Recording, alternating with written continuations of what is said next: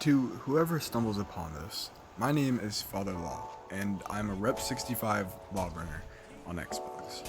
Like everyone else, I've eagerly been anticipating his rework for a very long time.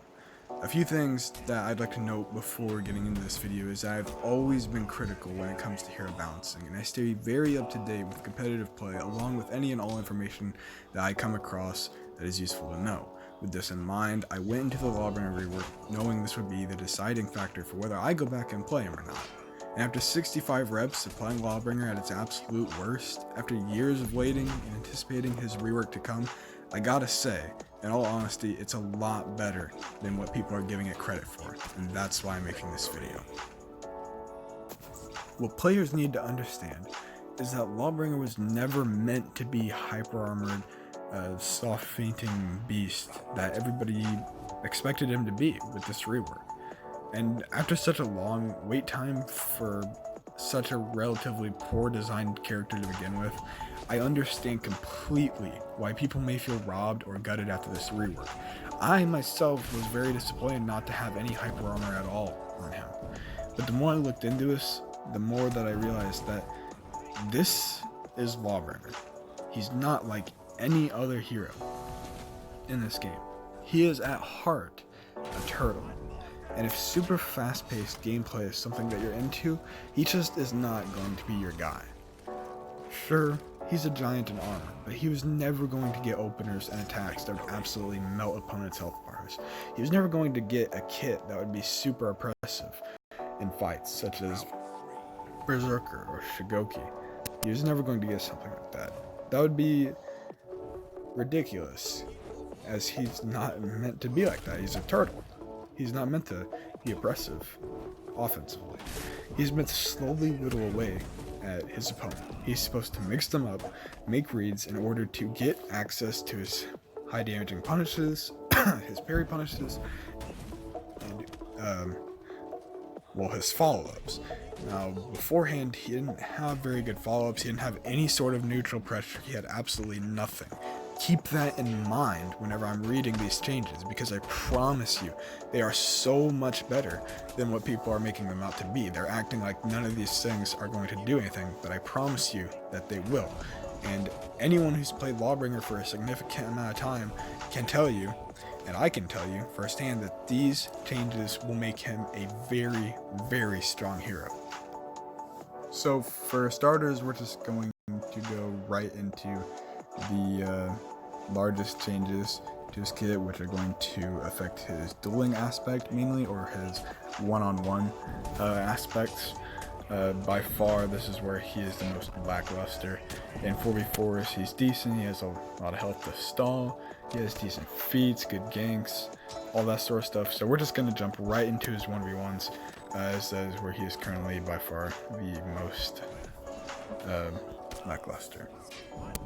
So the first change significant to his kit entirely is the removal of shove on block. This was not a surprise. Everybody that kept up, if you watched any of the Warriors dens, if you are ever on Reddit, everybody knew this was coming. It's not a surprise. It slowed down the game significantly. It was not fun to fight against. It's not fun to use.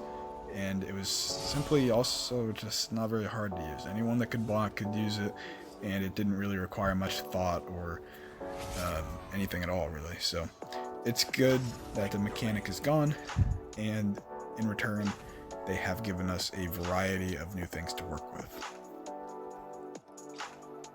The next changes to his kit were added. They added a heavy chain and a heavy light chain.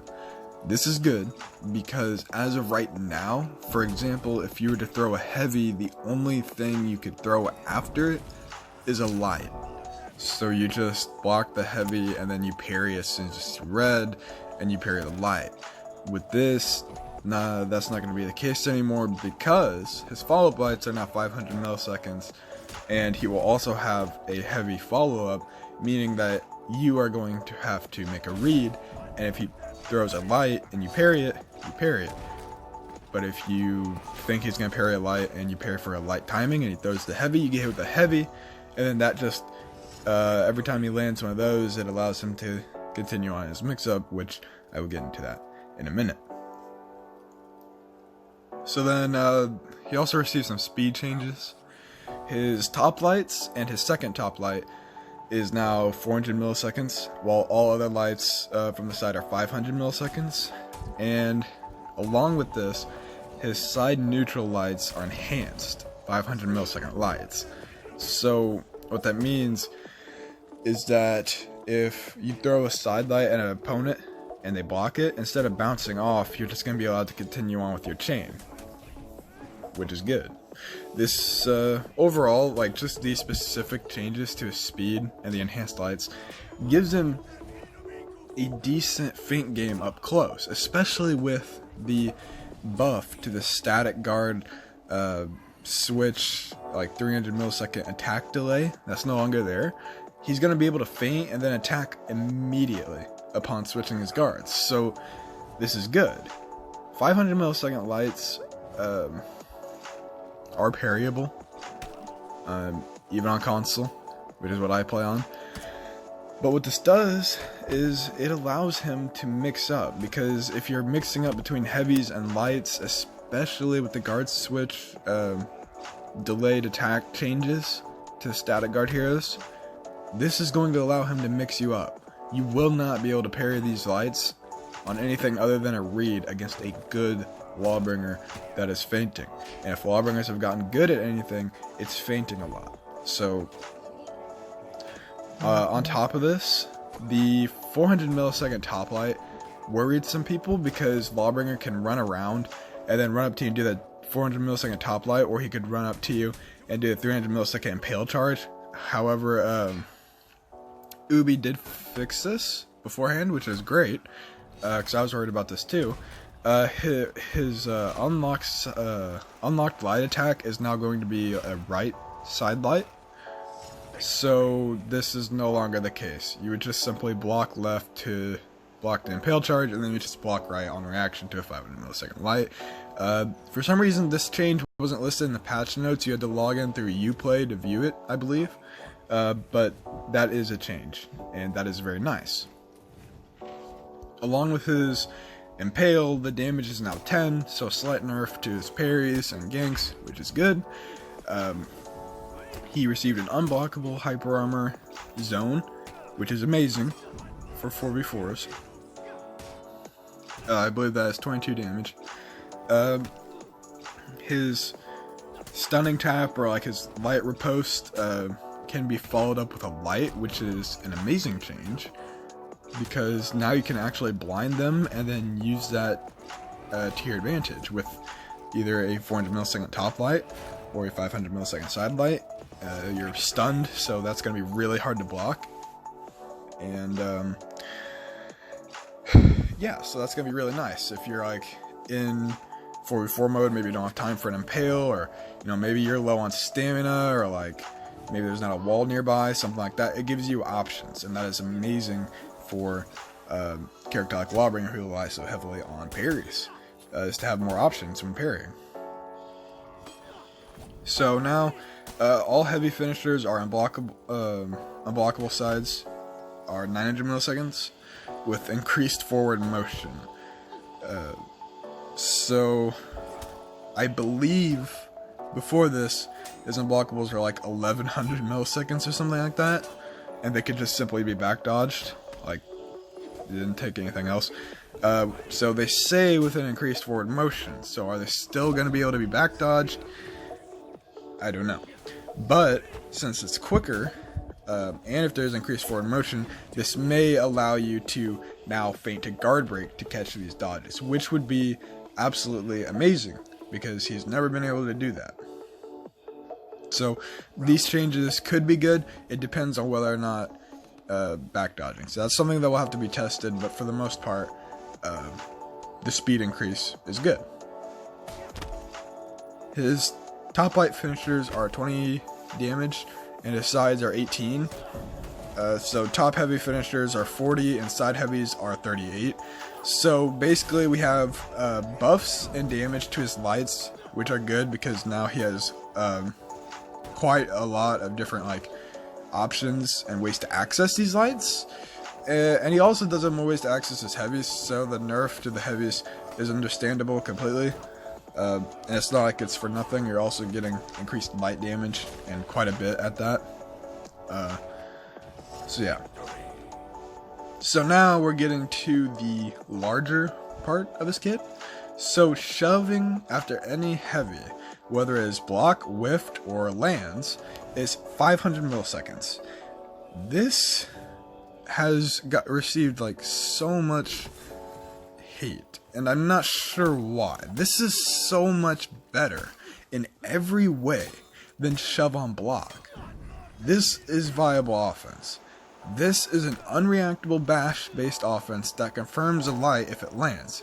This is a really good opener. Everyone was freaking out. Like, they like the mix-up from the shove, are you going to guard break light or throw heavy? You can still do the same thing here. Like, in theory, because it hasn't been tested, what you could do is throw the heavy, and if they dodge after it lands, you might have enough time to recover and guard break. So we don't know. But that is a theory. And if that works, then it's pretty much the shove we have now, except reversed almost entirely. But what's good about this is that 500 millisecond bash is really quick. It's not reactable consistently. It's probably going to be more of a read based thing, and I assume dodge attacks will be able to punish it, and it confirms a light, so it's confirmed damage. That is really good. And again, Lawbringer did not have confirmed damage beforehand, so this is good. Like, really good. His zone is going to be 700 milliseconds, which will make it a decent option select, which is good because, again, he's the king of parries. So giving the king of parries an option select is going to allow him to parry more. And for those of you that do not know what an option select is, an option select, it would be him like looking at an unblockable and then parrying with a zone attack. And if they feint to guard break, they get hit with his zone attack for like 20 damage. But if they let it fly, then he parries it. So you're covering multiple options with one move. Overall, these changes are good. What we had before the rework was a character that had zero neutral pressure, zero mix-ups, no usable chains, no usable follow-ups. He had high health, high parry punishes, he had no bash pressure, no confirmed damage, and no way to punish bashes. Now we have a character with a decent feint game up close, actual mix-ups, easy access to his chains and his new mix-ups, the highest parry punishes in the game, actual good viable follow-ups to the highest parry punishes in the game, an unreactable bash-based mix-up that confirms damage, 2 different option selects along with a way to punish bashes, a strong anti-gank tool in the form of his zone that is now unblockable and has hyper armor, while also keeping his long arm, which is an incredibly powerful tool for ganking, along with also keeping the role of having the highest health pool in the game. If you honestly believe this is a nerf, you do not fully understand Lawbringer. I'm disappointed in the community, especially for people with access to larger groups of people or followers that have talked down on the rework or refused to voice an educated opinion on the topic. It's a shame because overall this is a good buff, and you will all see that on the second. I appreciate you guys for taking the time to watch this video, and if you are ready for that Lawbringer rework, subscribe to my channel as I will be posting my reworked Rep 65 Lawbringer gameplay, and we'll find out exactly how dominant he is on the second. I'll talk to you guys in the next video. Thanks.